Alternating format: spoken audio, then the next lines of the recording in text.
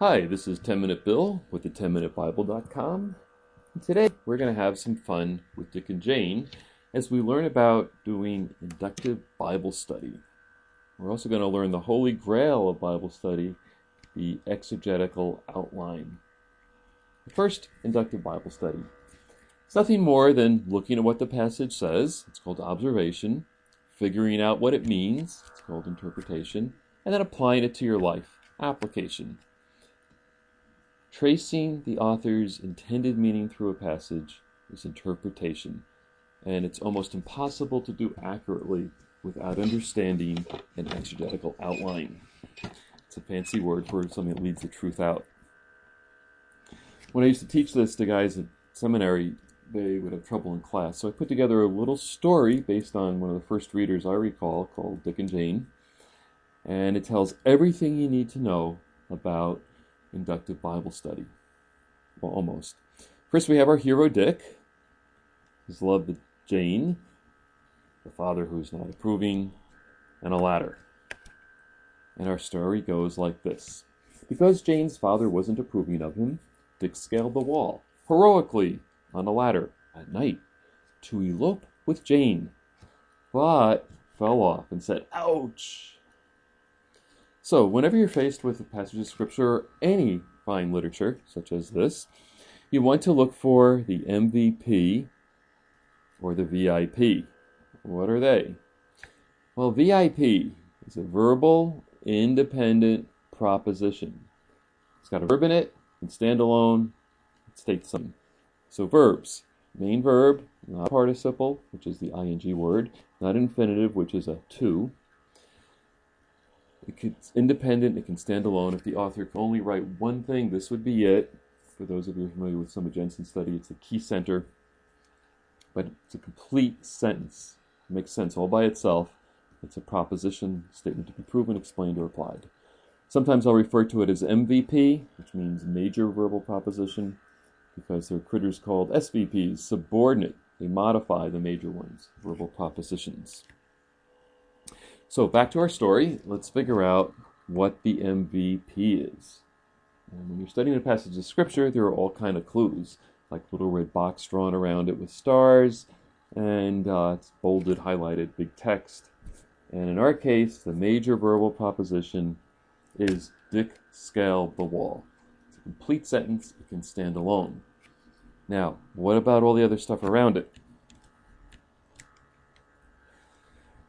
It's got clauses, which have verbs, phrases like prepositions, adverbs, all kinds of modifiers, and they all relate back to our verbal proposition. And they'll tell us who, what, when, where, how, or why about the VIP. So we go back to our passage. Each of these phrases relate to Dick scaling the wall. Well, almost all of them. And they each answer a question about Dick scaling the wall, and that's what we're going to do now. So let's take our first one. Because Jane's father wasn't approving of him, Dick scaled the wall.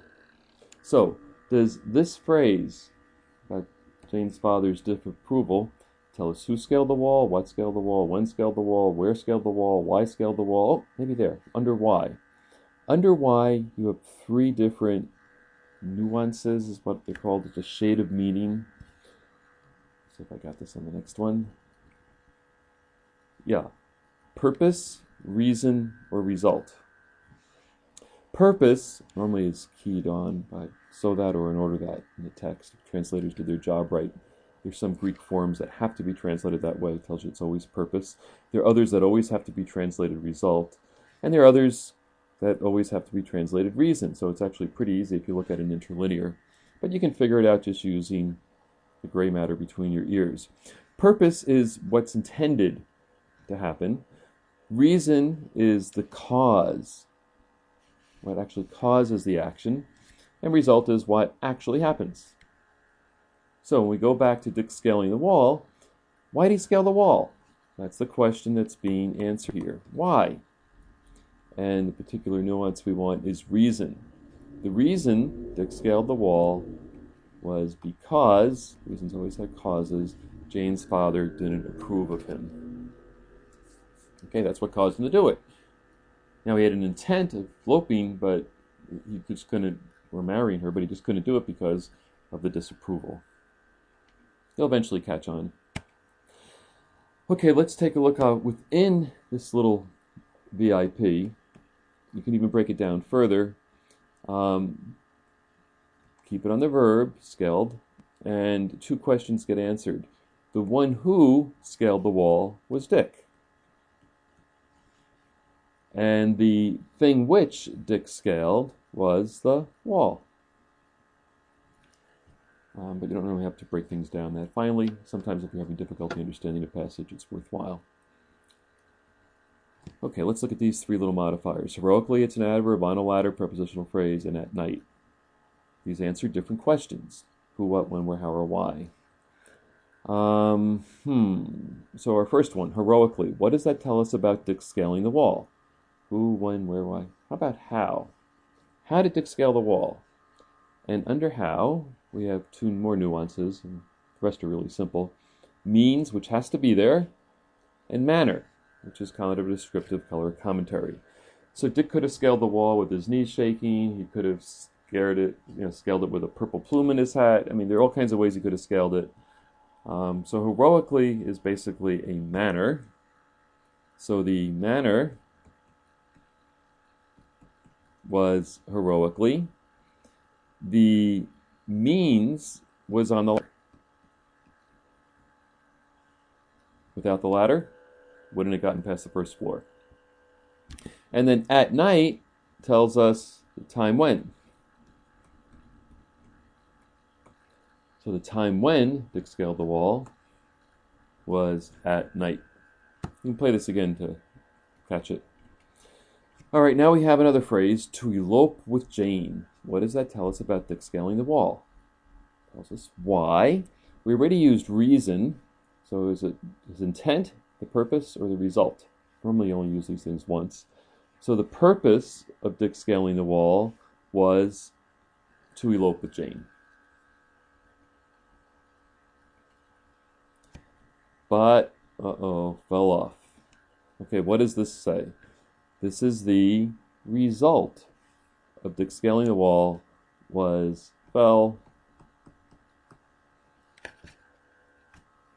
And then there's this and said ouch.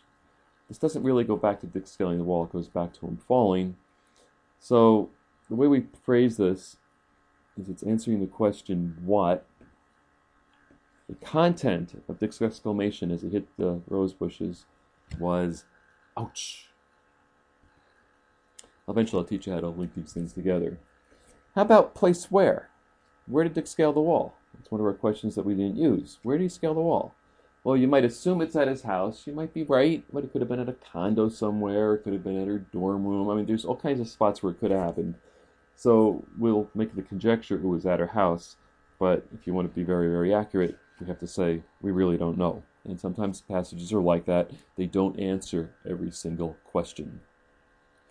So if I had to sum all this up, and that's going to be another whole video in art form in itself, and you can look at some of my examples on truthbase.net. The result of Dick's abortive attempt to elope with Jane was that he basically failed and said, ouch, as he hit the rose bushes, which weren't mentioned in the text either. So to review, you want to find the VIP, the very important phrase, verbal independent proposition, normally as a subject and a verb. By the way, if this grammar talk is getting you nervous, there's something at the end here. I have an appendix of a thesis I wrote called The Word About Words. It gives you about the 20 or 30 different grammatical pieces of information you need to do Bible study. And somewhere along the line, I've got like 20 Greek words you need to know that really help out doing Bible study.